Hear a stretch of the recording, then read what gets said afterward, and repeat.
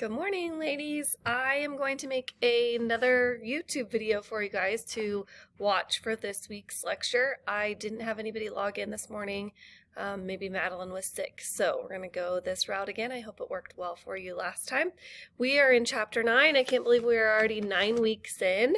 And this is about the philosophies of education and the different philosophical foundations that American education has been founded on. So it's a rather deep chapter unless you're a philosopher. I am not a philosopher. However, I do know my philosophy of education and how I feel about students and how I feel about my classroom management. And so that's hopefully what I'm going to portray to you today.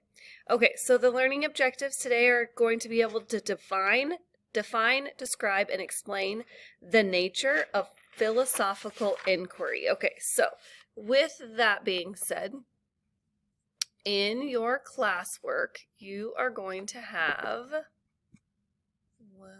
let me go to classroom. You're going to have, under the Chapter 9 tab, here is an article that is explaining what you need to know as an educator, the 4 main branches of philosophy. So it's a pretty short chapter, but it does a great job of explaining metaphysics, epistemology, axiology, and logic. Okay, so, and then it's going to ask you what your philosophy is, and we'll work through that together. It's not something that can be thrown together in a week, and it's also something that's always going to evolve. And so your final exam in this class is going to be to submit your philosophy of education, but we're going to take about 6 weeks to write that. So don't panic. This is just week 1, kind of getting you familiar and exploring what these different foundations are for the philosophies. So I think this article does a great job explaining each one of them, but it also doesn't go into depth because the book it's probably a 60-page chapter, and there's a lot, and it's really deep, and I think just beginning, it would overwhelm you. So I'm glad that I found this article that was able to give you the different nature of it is very, very short and sweet and to the point. So I would like for you to go through this. The next thing is the 4 major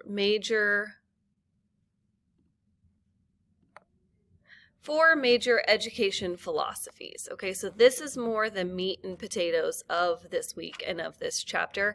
I'm just going to read this to you real quick. There are many different types of philosophies in education. Here we will focus only on the 4 main types of philosophies that may help you form your teaching philosophy and write your teaching statement. Perennialism, essentialism, romanticism, and progressivism. A mixture of more than 2 philosophies is called eclecticism. So we're not going to really focus on combining 2 of them. I want you to see if your thinking right now and your past experiences and the teacher that you want to be belongs in one of these 4 major philosophies. Okay, so I'm not going to read all of them to you. I just want you to notice that perennialism is student-centered. The importance of mastery of the content and development of reasoning skills. So there's like some examples in there. More about this stage. Essentialism is also student-centered. Romanticism is student-centered.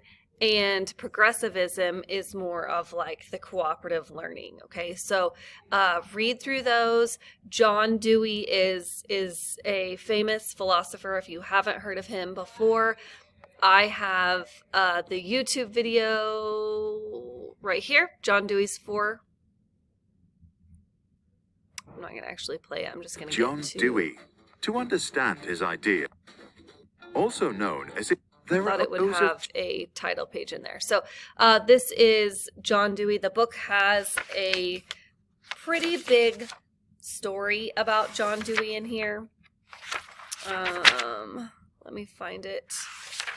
It also gives a lot of examples of his work. So he is a leader in education. He is the founder of instrumentalism. He is widely considered the single most influential figure in the history of American education. So I would absolutely agree with that. If you haven't heard of John Dewey, you definitely will by the end of this class, by the end of all of your education classes that you take in college. At the same time, his ideas and beliefs have been frequently misunderstood and misinterpreted, leading to a misapplication of his theory. So it just kind of goes on to explain what his thinkings were and how this fits into the philosophy, how he thinks about public schools, what his approach was to education and schools in general, what their purpose should be and how they should interact with the kids and what they should allow the students to be able to do. So, okay, the next thing that I have for you is, what is a philosophy of education? What is philosophy of education? This is probably the most time-consuming thing in our chapter this week.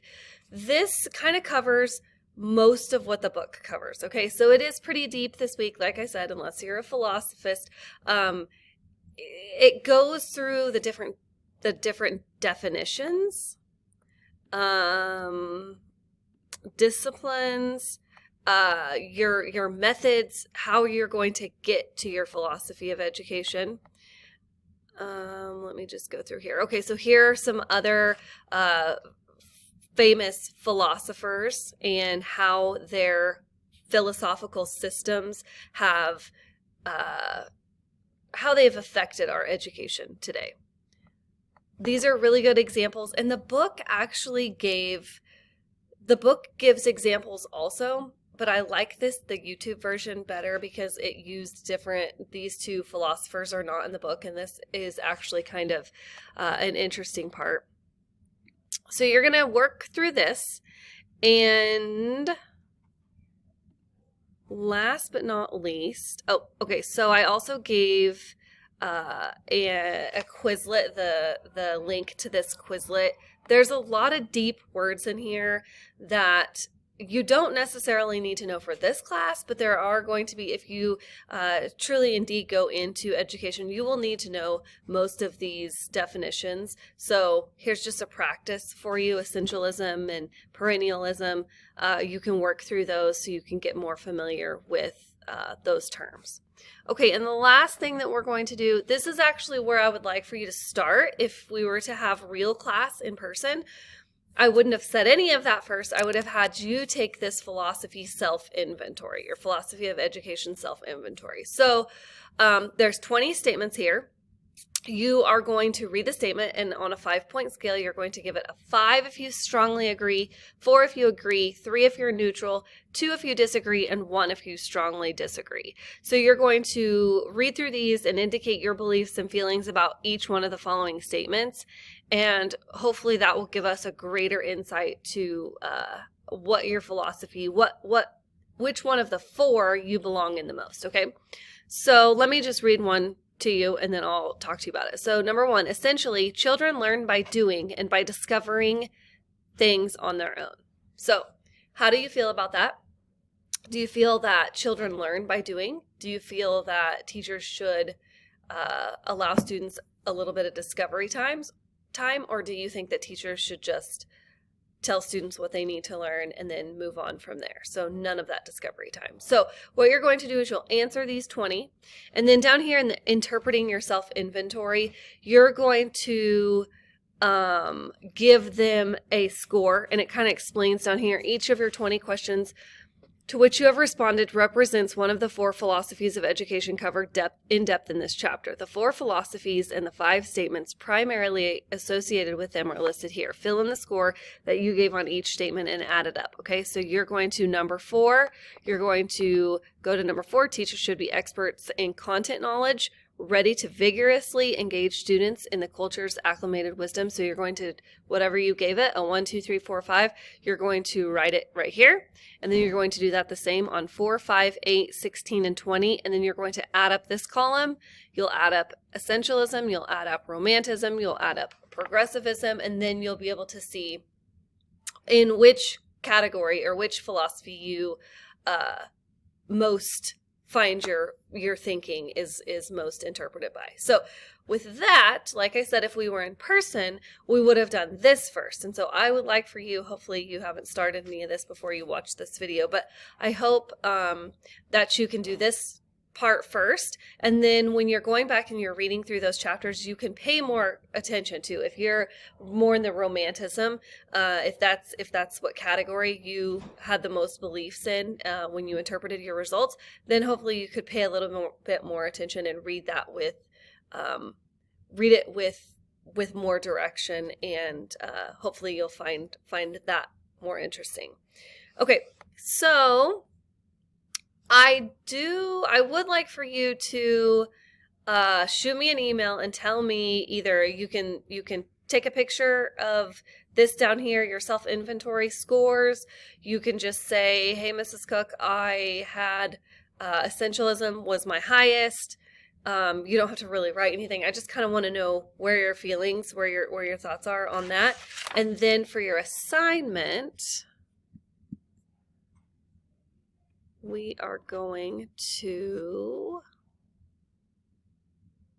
oh, I put it in the lab. Okay, so for your assignment, for the next 6 weeks, we will work on your philosophy of education. You will find out, or you will fill out one question at a time, and we'll put them all together for a 1-page philosophy of education. So it's really important that you stay on top of this, so at the end of the semester, you don't have to write your philosophy of education, because it is something, it's only 1 page. So it's not hard. You just need to think about it, and it's going to take time to self-reflect and do some deep thinking about your philosophy and where you see yourself and how you want to run your classroom. So here is going to be the first paragraph that you will write. This is what your assignment is going to be. What are your, or I'll just read it first. My aspirations, goals, and objectives. So as the teacher, what are your aspirations, what are your goals, and what are your objectives? And then for your students, what are your students' goals, what are your students' aspirations, what are your students' objectives? Okay, so describe them, maybe give some examples. If you need, if you have any questions on this, just let me know. It's not going to be something that will be very long, because you want your philosophy of education to only be 1 page long. So you don't want to go in and apply for a job and give them a 6-page paper, because the superintendent, the principal, is never going to read all that. So you just want to go in and quickly say, my goals are to allow the students to be self-discovering students, and, transfer those skills through students actually engaging in the content.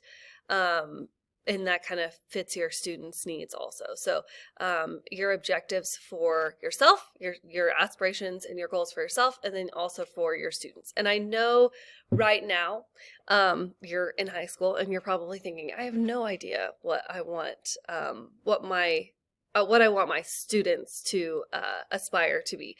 But hopefully you can probably even Google some philosophies of education, just the first beginning paragraph, and that will kind of be what you're starting with this week. Okay, and I can go in here, I'll write that down. I'll give you some examples of some of the previous students who have written goals and objectives, or who have written their philosophy of education, and I will put that in here, and so you guys can get some examples.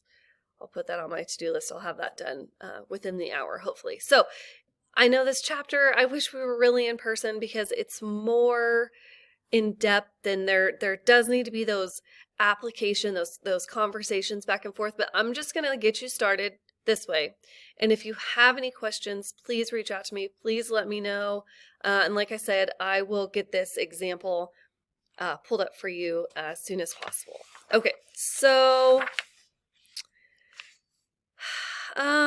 really, this is where I think we'll end.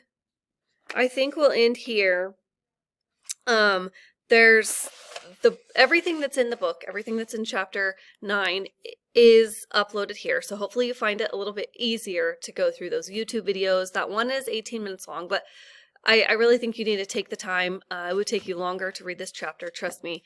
Really need to take that time to watch that 18-minute YouTube video sometime this week, and then that will give you a little more background knowledge of the foundations that American education was built on in terms of philosophy. Philosophers that you're going to hear about, like I said earlier, are going to be John Dewey. You'll hear about him a lot. You'll also, I think hold on. I think my 15 minutes. Oh, Socrates. He is another one that you'll hear about, and Plato, you'll hear about them a lot. So just kind of keep that in mind. Let me know if you have any questions, and have a wonderful week.